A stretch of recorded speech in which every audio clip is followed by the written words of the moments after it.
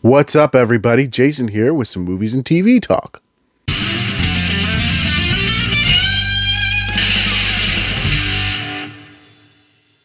So, it has been 2 weeks since Cobra Kai Season 5 dropped on Netflix. When I did my initial Season 5 review, I tried to keep it as spoiler minimal as possible. But since it's been a couple weeks, I figured I'd actually talk about the more spoilery elements of the season that I really liked. I will start off by saying this was my absolute favorite season of Cobra Kai. Now, before I go any further, because I did mention this is a spoiler talk video, obviously I'm going to talk spoilers. So if you haven't watched season 5 of Cobra Kai, head on over to Netflix and check it out. If spoilers aren't your thing, but if you've already seen season 5 or spoilers don't matter to you, you've already been warned. So now I'm going to keep going with the video and talk some of them spoilers. I'm not going to give a synopsis of the season.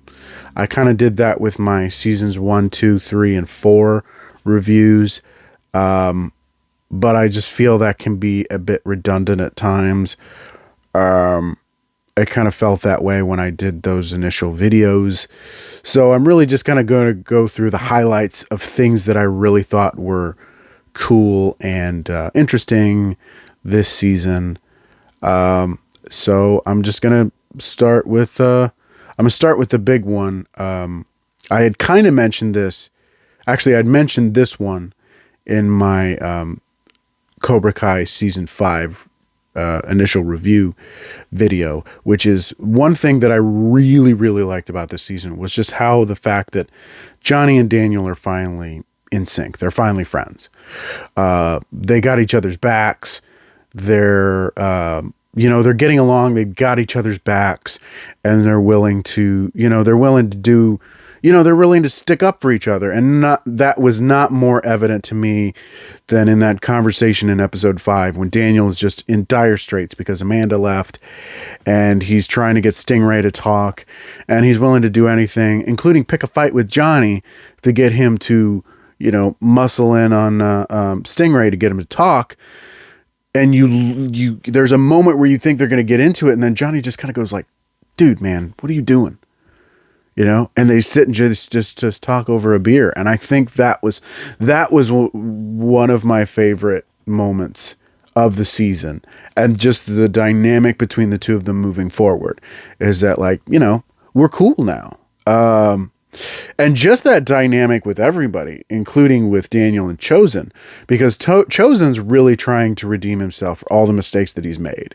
That's why he's helping Daniel. That's why he's trying to defend the name of Miyagi-Do.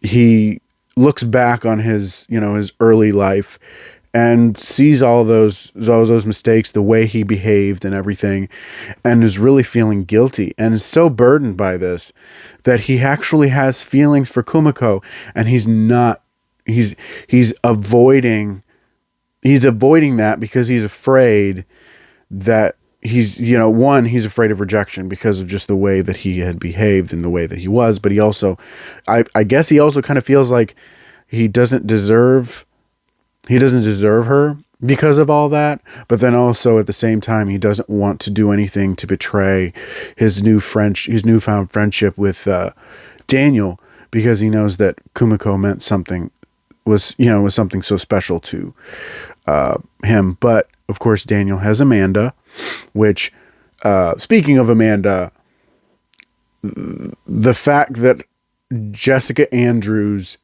from Karate Kid Part 3 is Amanda's cousin, and that's actually how Daniel and Amanda got linked up, was really cool, and it was really good to see her. It was really nice to bring that extra piece to the Cobra Kai mythos lore into the show. It was a lot of fun. It was kind of one of those moments where I was like, wait, what? But just also bringing that connection into the show means that if they decide to bring her back. You know, they can bring her back in another season if they decide to bring her back. Just the other thing, kind of like on the same vein as Johnny and Daniel, is the thing with Robbie and Miguel. Seeing the two of them actually kind of act like not only friends, but like brothers, because now that Johnny is trying to reestablish his relationship with Robbie, he's getting serious in his relationship with Carmen, and he's also, there's also a baby on the way. The two of them are having a baby. It's more important than ever that Robbie and Miguel get along. And just the fact that Johnny had them fight it out until they kind of wore each other, they kind of just got it all out of their system. I thought that was a really interesting approach. That's a Johnny Lawrence approach, of course. But just the fact that the two of them are on a united front, as I had mentioned in my Cobra Kai review, there were so many fist pump moments, and that was definitely one of them. There was even another moment later on in the season where the two of them, typically a situation where the two of them would jump to conclusions and blame the other for what was going on. Just the fact that the two of them were like, man, what the heck is this, to each other, and they're just like, I thought that was really cool. I really like the fact that a lot of these rivalries are being put to bed. Even the rivalry between Tori and Sam, even though it's labeled as a truce, I mean, I see there's still a long road between the two of them, to get them on common ground, more common ground, than just having a common goal, a common enemy. But just the fact of having those two, because the one element that was really missing from Sam's point of view, her perspective of Tori, is seeing what Tori's going through. See, she just thinks Tori was just bad for the sake of being bad. She didn't realize that she was going through all this stuff, and it was a lot on her, and she was using the anger and frustration of all these things that she can't control to try to have some level of control by blaming everybody else. But when Sam went to Tori's apartment and saw all that she had been dealing with, I really thought it was a good approach, a good way of doing things, kind of the same way that they had dealt with Amanda and Tori last season. And I gotta say, Tori was not one of my favorite characters going into the series when they brought her into season 2, but ever since then, just with the path that they've taken her on and the choices she's had to make and the struggle she's had to deal with, especially when Terry Silver decided to punish her by having her punch that dummy, that rock dummy, that stone dummy, it was a lot. It really reminded me, and I know it was meant to, but it reminded me of that moment in Karate Kid 3 where he had Daniel punch the dummy of wood until his knuckles bled. But I really felt for her this season. I really felt for her as a character, and she's just morphed into this really fully, well-formed, just fascinating character. And I really like that they've finally taken her down that road. Conversely, I was really annoyed with Kenny this season. Just the fact that he was a kid that was being bullied in season 4 and the interesting avenues that you could have taken that, from the bullied to the bully. But that just turns him into a very, very one-dimensional villain where he just wants to hurt people for the sake of hurting people because he just wants to prove that he's better than everybody. And that just that's the one thing about this season that really bothered me, was the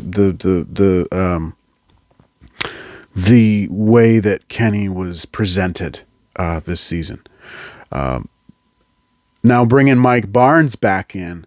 And not only that, but just him putting karate behind him, at least, of course, until Terry Silver tries to get his, tries to sends him a message by burning down his furniture store. You know, he's the furniture king, and he's just trying to do right by, you know, himself and by, you know, his family and everything. And, Daniel inadvertently drags him back in. But it was really cool to see, because when we first found out that Mike Barnes was coming back, I thought he was going to come back with a vengeance. But just the fact that he's like, yeah, man, that was stupid, and we were kids, and I pretty much ruined my life. Kind of the same way that Chosen was in season 3. I thought was really cool. I thought it was really interesting. And then bringing him back at the end of the season, having lost everything, just kind of like, man, this really sucks. We need to hit Terry Silver where it hurts. Speaking of which, that final episode was bigger than, I mean, just the fact that it was bigger than anything they had ever done in the series up to this point. And keep in mind, this is the same show where in its second season, a karate brawl breaks out in a high school. I mean, you've got a fight between Johnny and 5 senseis, Terry Silver and Chosen, and that's not even the highlight of the episode. You have this like karate war happening at the home, you know, the main Cobra Kai dojo, and then finally the whole thing culminates with a ultimate, you know, showdown between Terry Silver and Daniel LaRusso, and just the fact that Daniel took him down with the crane kick. I thought that was a nice touch, because Daniel hadn't used the crane kick again up to that point. And I think it's the symbolism of that is that Terry Silver is such a dangerous threat that you have to bring out the old crane kick on that one. And that was really satisfying just because of the fight that they had early in the season where Terry Silver just annihilates Daniel and humiliates him and breaks him completely to the point where he just doesn't want to deal with karate anymore. Speaking of that, that leading to Johnny and Chosen working together to fight that sensei, that new Cobra Kai sensei. That was my favorite. That was one of my absolute favorite parts of this season. Just having seen it in the trailer, you know, Johnny and Chosen back to back, just fists up in the air. And I was like, that was cool. So seeing that fight was really, really awesome. And